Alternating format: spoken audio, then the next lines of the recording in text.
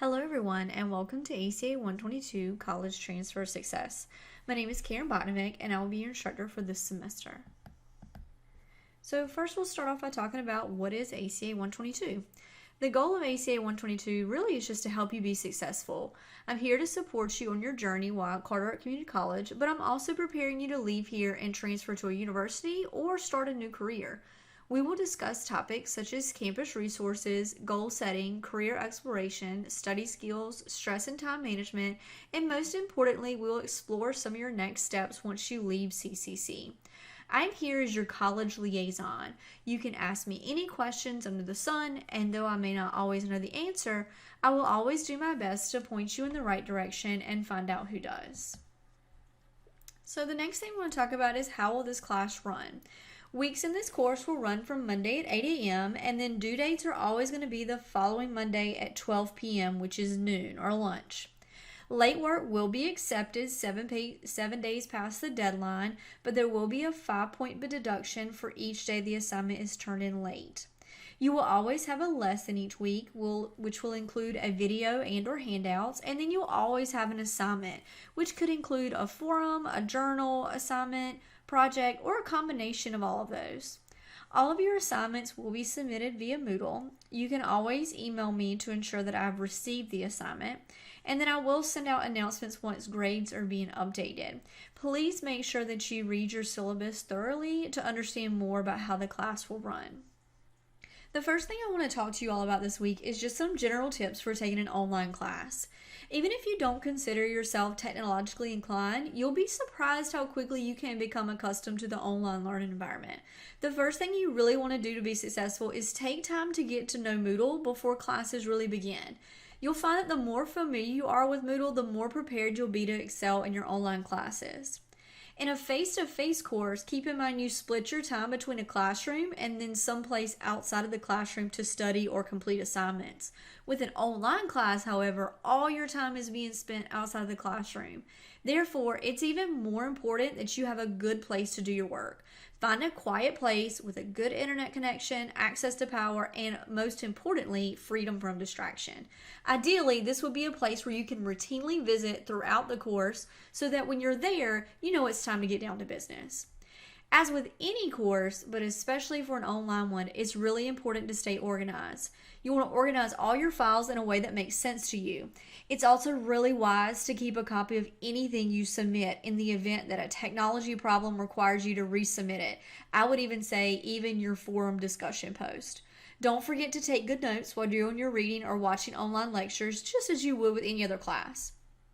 As part of staying organized, it's so important, it deserves to be its own tip, is having strong time management skills, which is something we'll talk about in this class. Online courses certainly give you a lot of flexibility in terms of when you do your studying, but that doesn't mean you just don't have to study. Just as you might attend a face-to-face lecture at a regular time, you need to schedule a time in your personal calendar to study the materials in your online course and complete assignments. You want to treat these blocks of time as seriously as you would a face-to-face class, letting your friends and family know that you're unavailable during those times, and consistently using your workspace during those times. Keep a very close eye on assignment due dates as well, and add those to your personal calendar. And finally, the online space does not need to be an isolating one. It's true that your instructor lacks seeing you in class to get a sense of whether or not you might be struggling, but your instructor is still there to help you, even if you never met him or her in person. Also, really consider visiting online or academic support, especially for your online classes. Next, let's talk a little bit about communication with instructors. College students are sometimes surprised to discover that instructors really like students and they enjoy getting to know them. After all, instructors want to feel like they're doing something more meaningful than just talking to an empty room of students. The human dimension of college really matters, and as a student, you're an important part of your instructor's world.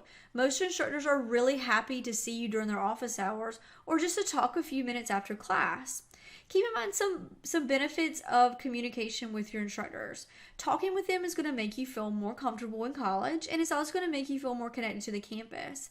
It's a valuable way to learn about academic field or career. So for example, if you were interested in pursuing math as a career, My husband would probably be a great resource because he teaches math here at the community college. Keep in mind one day you may need a reference letter or a job recommendation. Getting to know some of your instructors puts you in an ideal position to ask for those recommendations. And then think about what it truly means to be educated. Some of your best discussions in a class probably are going to be outside of the classroom. Talking with your instructors can be some of your most meaningful experiences in college. Now let's talk about some best practices when it comes to communicating with your instructor. Make sure you go over your notes on reading your lectures and write down your specific questions before you go to their office hours. You're going to feel more comfortable and the instructor will really appreciate you being organized. Please don't forget to introduce yourself, especially at the beginning of the term. Don't assume that your instructor has learned everyone's name yet. And then unless the instructor has already asked you to address them a certain way, please use Mr., Mrs., Professor, or Instructor. Don't just call them by their first name. In addition to teaching, college instructors sit on committees, we have other professional work, and we also have personal lives. Don't show up to 2 minutes before the end of an office hour and then expect the instructor to stay late for you. Really respect their time. Don't try to fool an instructor. So insincere praise or just making excuses for not doing an assignment won't make it in college. Nor is it a good idea to show that you're too cool to take all this seriously. Another attitude sure to turn off an instructor. To earn your instructor's respect, come to class prepared, do the work, participate, and show respect. And the instructor will be happy to see you when you come to office hours or if you need extra help. Make sure that you're being professional when talking to an instructor. You can be friendly, but keep it professional and on an adult level. Come to office hours prepared with your questions, not just to chat or joke around. Be prepared to accept criticism in a professional way without taking it personally or complaining. Now let's talk about email best practices. Just as email has become a primary form of communication in business, email is growing in education and has become an important, valuable means of communicating, especially in an online class. When it's difficult to see an instructor in person during office hours, email can be an effective form of communication. Email is also an increasingly effective way to collaborate with other students. If your instructor gives you his or her email address, use email rather than a telephone for non-urgent matters. Using email respects people's time and allows them to answer at a time of their choosing. Keep in mind, email is a written form of communication that's different from a telephone voice and text message. Students who text with friends often have adopted shortcuts, such as not spelling out full words, ignoring capitalization and punctuation, and not bothering with grammar. This is really inappropriate when emailing an instructor, and we expect a more professional quality of writing. Most instructors expect their communications to be in full sentence with correctly spelled words and reasonable grammar. So just some other best practices that's listed here. Make sure to email from your college. Make sure that you use the subject line so we can effectively, at a glance, know what you're asking for. Start off with Dear Professor or Mr. or Mrs. Again, identify your full name or introduce yourself as if it's not easily recognizable in your email account. Get to your point quickly. Don't make it so you have to scroll down 2 or 3 pages to see what it is you want to say. Again, this goes back to make sure you express yourself in a professional manner. Don't try to be funny, ironic, or sarcastic. Again, we don't really know what you're trying to say in an email because you don't have your actual voice tone. Please do not use capital letters. All caps definitely look like shouting. Some other best practices, avoid abbreviation. So don't use text lingo. Don't use smiley faces. Make sure you convey a professional tone. Don't make demands in your email. So at the end, say, I expect to hear from you soon. Or if I haven't heard from you by 4 p.m., I'll assume you'll accept my late paper. When you reply to a message, make sure you leave the original message within yours, just so there's a paper trail. Be polite, end with thank you or sincerely, something along those lines. Make sure to proofread before you send it.